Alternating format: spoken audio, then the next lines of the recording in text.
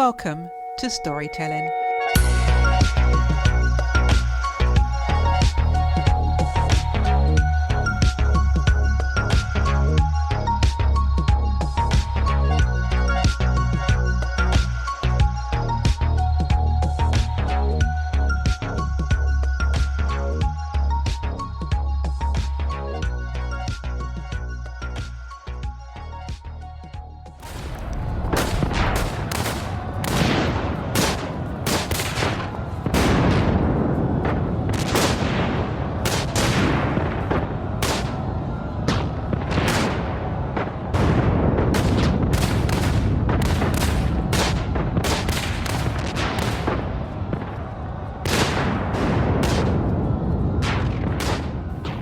Remembrance Day is a memorial day observed in Commonwealth member states since the end of the First World War to honour armed force members who have died in a line of duty.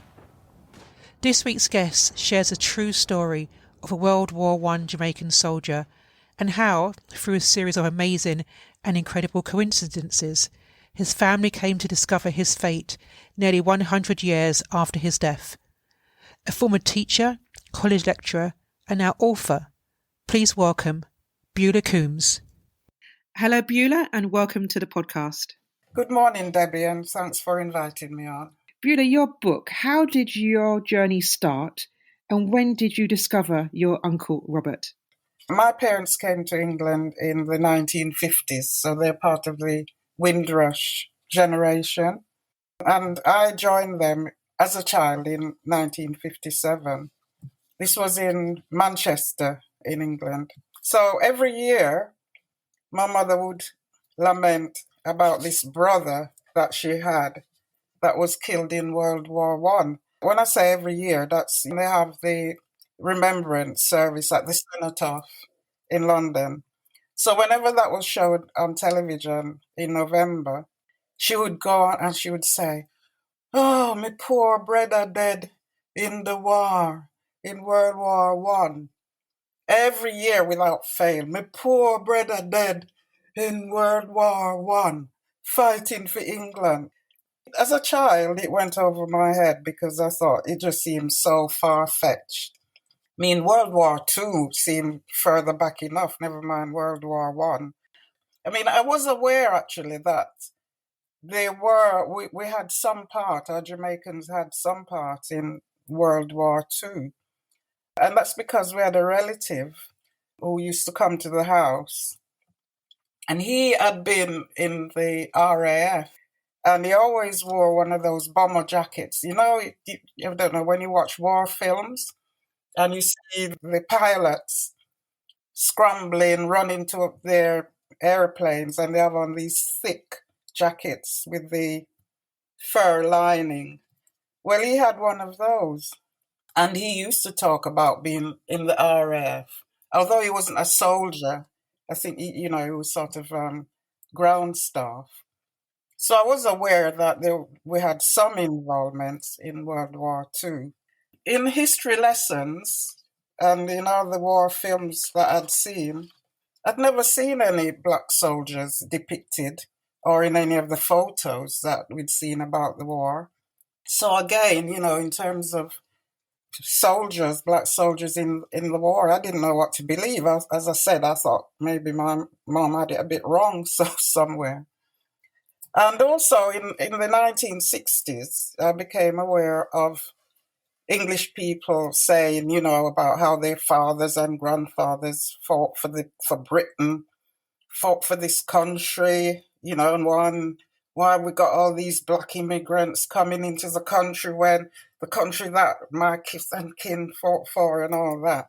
So there was no acknowledgement, or maybe knowledge really, about the part that Jamaicans and other ethnic minorities played in any of the world wars. So about the year 2000 or so, I became interested in our family history. I think it was after watching programs like Who Do You Think You Are? And then I began to wonder about my mother's brother. I thought, I wonder if he really existed. And then there was a lot of programs on the television in about 2008, lots of documentaries, because it was the 90th anniversary of the end of World War One. Really begun to wonder about my mother's brother. By then, she had returned to Jamaica.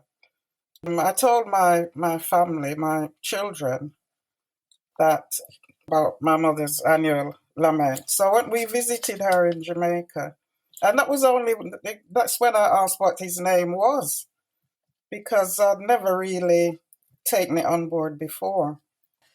The following year, actually just some months after he came back, there occurred a series of absolutely fascinating and amazing coincidences, which led to our tracing Uncle Robert, as we found out his name was. It culminated in a visit to his resting place in Belgium. And I found this so interesting that I began to document the whole story about him. And this is how the book came about. Not many people know the history that when war broke out in Germany in 1914, Britain reached out to its empire. That's right. And said, we need help with the war. And a lot of countries around the world where they had their empire, they enlisted and recruited, particularly from the West Indies. A lot of men came over to fight the effort of that war. Yes, and I think although there might have been a lot of information about World War II, I think World War One, because it's so long ago, people probably weren't aware of the role. There was a British West Indies regiment, which we got to find out. That's what Uncle Robert was in. More than one regiment that actually came over to Britain were sent to abroad. Some fought in Africa, some in Belgium, which is where Uncle Robert ended up. And they went all over to fight in regiments. So it's important that people are aware of that. There's still lots of information in terms of how troops were recruited, and a lot of that was used in leaflets and posters. That's right. And films to rally everyone around, and pictures as well. And there's an example of a poster I've included in the book, because the book actually is called My Uncle Robert, The True Story of a Jamaican World War One Soldier. And it has a lot of supporting documentary evidence to prove that he did exist and what actually happened to him. There's all the documentary evidence there.